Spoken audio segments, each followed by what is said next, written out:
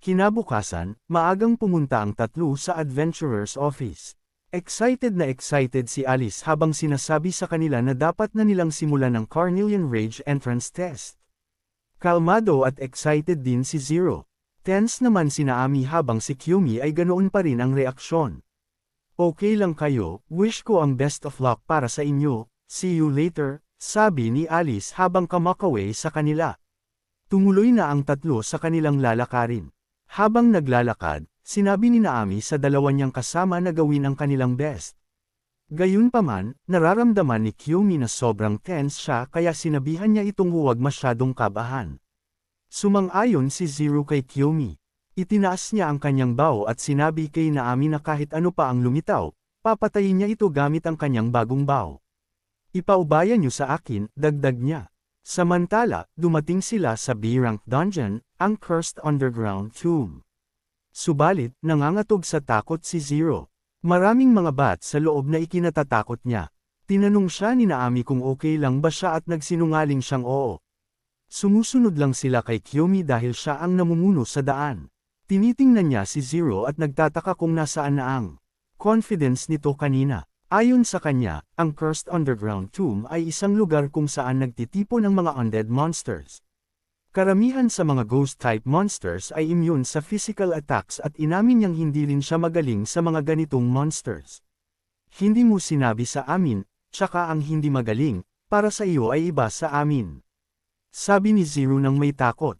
Biglang nagbago ang mood niya at idinagdag na ang mga monsters ay mananatiling monsters pa rin at matatapos ang lahat pagkatapos silang talunin. Nakangiti si Naami sa tabi niya, naniniwalang takot siya sa ghosts, pero nagsinungaling siya na hindi siya takot. Alam ni Naami na nagsisinungaling si Zero, kaya hinawakan niya ang kamay nito at pinayagang humawak sa kanya kung natatakot ito. Hindi takot si Naami, sanay na siya dahil galing siya sa party na may necromancer. At habang naglalakad sila, may gumagalaw sa lupa na nagpaguho rito. Nagulat si Kyumi at ang dalawang babae at napaatras nang makita ang mga monsters na lumalabas. Ito ay isang C-rank monster, ang Goblin Zombies. Kumuha si Zero ng arrow at buong tapang na sinabing goblin lang ito. Nangako si Naami na susuportahan siya habang lumalaban. Gayunpaman, may nakita si Naami sa dilim. Isa itong babae na may mahabang asul na buhok at ang mga mata nito ay nakatitig sa kanila. Nagpanik si Naami. Nangangatog siya sa takot habang sinasabi sa mga kasama na may lumitaw na ghost. Sinabihan siya ni Kyumi na itabi muna ang kanyang mga reaksyon para mamaya. Sumugod ang mga goblin zombie sa kanila at agad na nagcraft si Kyumi ng isang Excalibur at sumugod sa mga zombies. Tinaga niya ang mga ito nang walang pag-aalinlangan at nasunog sa apoy ang mga zombies. Namangha si Naami kay Kyumi dahil alam niyang gumagamit ito ng holy attribute. Nang tumingin si Zero sa direksyon ng ghost na nakita niya kanina, nalaman niyang wala na ito.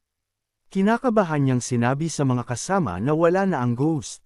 Ayon kay Kyumi, ang lakas ng isang crafter ay nakadepende sa pagpili ng pinaka-compatible na sandata. Gayunpaman, ang malalakas na attributes ay kumokonsumo ng malaking halaga ng magic. Natunaw ang mga bangkay ng mga goblin zombies na pinatay ni Kyumi. Bigla itong lumutang dahil lumabas na ni-summon ito ng mga C-rank monsters, ang Soul Devourers. Idinagdag ni Kyumi na dehado sila ngayon laban sa isang monster na walang physical form. Takot pa rin si Zero. Umaasa siyang nagbibiro lang si Kyumi dahil isa rin siyang physical fighter. Nagmamakaawa siya kay Kyumi na gumawa ng paraan at sana ay maayos ni Kyumi ang sitwasyon nila ngayon. Sinabi ni Kyumi sa kanya na wala na ito sa kontrol niya. Kasabay nito, inilalabas ni Naami ang kanyang magic power. May binubulong siya at may nakakasilaw na liwanag na lumabas sa kanyang staff. Nasilaw ang mga monsters dito. Bigla silang natunaw at hinigop ng staff ni Naami. Itinutok ni Naami ang kanyang staff kay Kyumi at nagcast ng Soul Heal Magic. Nagsara ang mga gasgas, lumapag sa lupa ang mga monsters na ang ibig sabihin ay naubos ni Naami ang mga ito. Imposible, isang healer tumalo sa monster. Paano mo ginawa iyon? Tanong ni Zero na hindi makapaniwala. Ayon kay Naami, ang Soul Heal ay nagpapasok ng isang malakas na healing spell sa mga soul ng mga undead. Ang sobrang hilang ay nagiging dagdag na magic power para sa tumatanggap nito. Nagpapasalamat siya kay Kyumi na natutunan niya ito dahil sa kanya. Ngayon lang na-realize ni Zero kung bakit tinatawag ng lahat sina Ami na isang revolutionary healer. Namangha siya sa kakayahan nito, gaya ni Kyumi. Inamin ni Kyumi sa sarili na ang halaga ng healing at magic power boost ni Naami ay higit pa sa inaasahan niya. Ngayon ay masasabi niyang lumaki na si Naami ng higit pa sa iniisip niya. Dahil dito, naisip niya na baka kayanin na nila ang lalaking darating. Sa harap, narinig ni Kyumi ang pagsigaw ni Zero. Lumabas na maraming zombies ang nakapalibot sa kanila. Napakabad nito, galaw na tayo at takasan sila, takbo. Sabi ni Kyumi, tumakbo silang tatlo habang hinahabol sila ng mga zombies. Kinakabahan si Zero. Tinanong niya si Kyumi kung may ideya ba ito kung saan sila pupunta. Kahit papaano, sagot ni Kyumi. Nakapunta na siya rito noon kaya medyo kampante siya. Gayunpaman, nang makarating sila sa destinasyon, na-corner sila. Takot na takot si Zero dahil wala raw daan para makatakas. Pero para kay Kyumi, siguradong may daan dito, at dahil wala siyang makita, naisip niyang malamang ay nagbago na ang mga bagay simula noong huli siyang pumunta. Sorry, kailangan nating lumaban, sabi niya. Pumunta siya sa harap at nakitang maraming monsters ang patungo sa kanila. Kumuha si Zero ng arrow pero biglang may narinig si Naami na kumakanta. Ang kumakanta ay nakatayo sa likod ng mga monsters.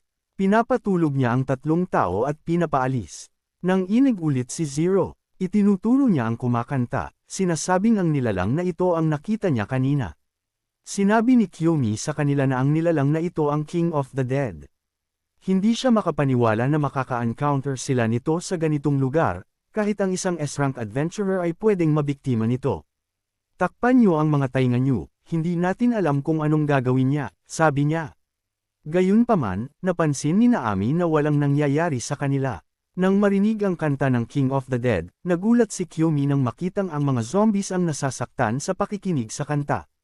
Nawalan ng malay ang lahat ng mga monsters. Kumanta ang King of the Dead sa isang cage, bumaba sa lugar ng inang ito.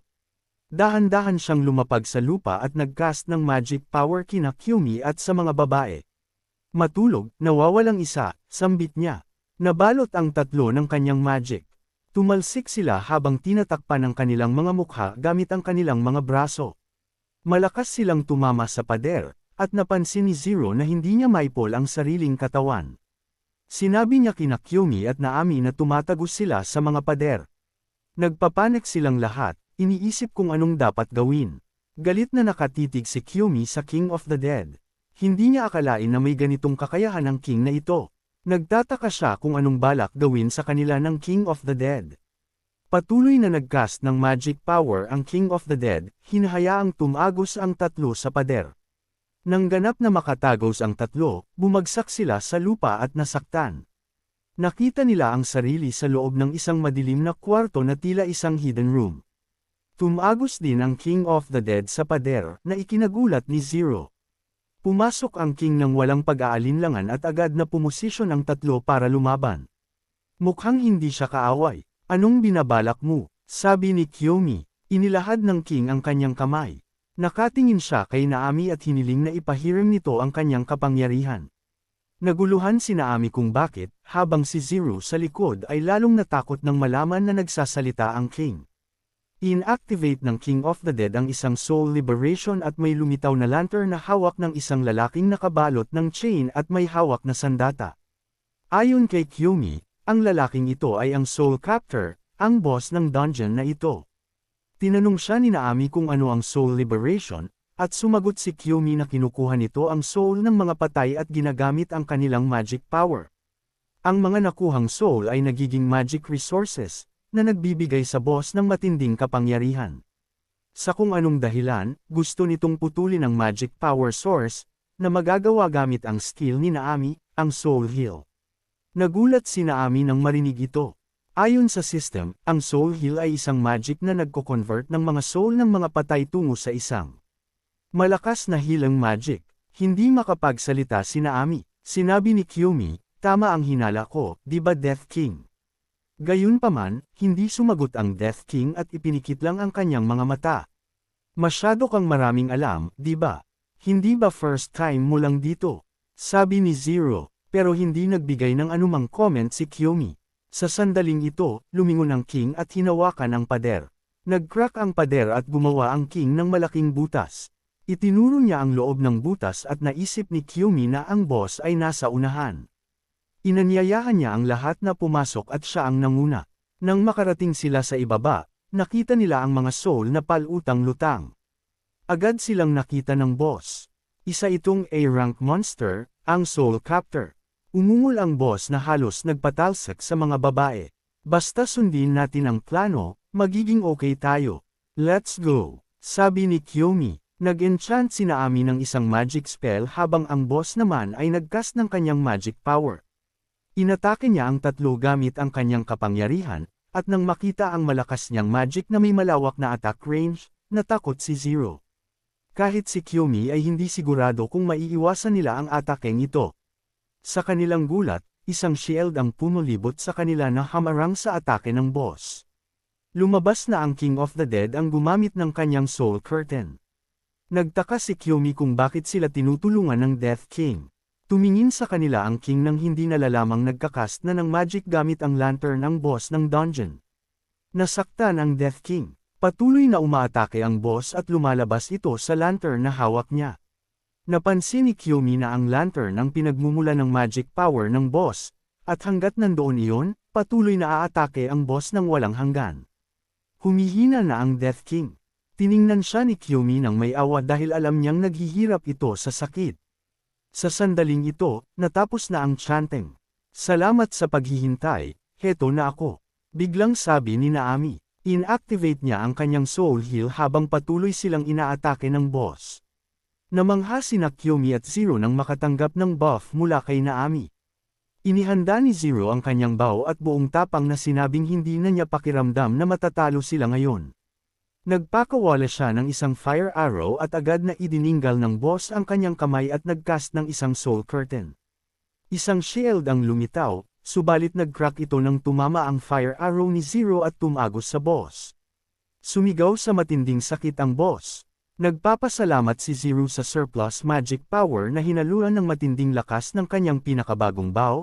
Sa kapangyarihang ito, sigurado siyang makakalusot sila. Magpapakawala na sana siya ng isa pang arrow, pero hinawakan ng boss ang kanyang chain at ipinahayag na ang lahat ng soul ay sa kanya. Iinihagis niya ang chain kay Zero at pumulupot ito sa braso ni Zero. Hinayla ng boss ang chain at nahablot si Zero. Sumisigaw siya at nabitiwan niya ang kanyang bow. Hinawakan ng boss ang buhok niya at nagcast ng magic mula sa lantern. Nasasaktan si Zero. Nag-alala si Naami at tumakbo patungo sa kanya habang sumisigaw ng pangalan nito. Gayunpaman, biglang tinaga ni Kiyomi ang boss habang sinasabihan itong nakalimutan na nito ang kanyang pag-iral. Naputol ang kamay ng boss. Sumisigaw siya sa sakit. Ipinahayag ni Kiyomi na magagawa niya ito dahil sa surplus magic power. Ipakikita ko sa iyo ang isang fully manifested crafted magic, dagdag niya habang naghahandang umatake.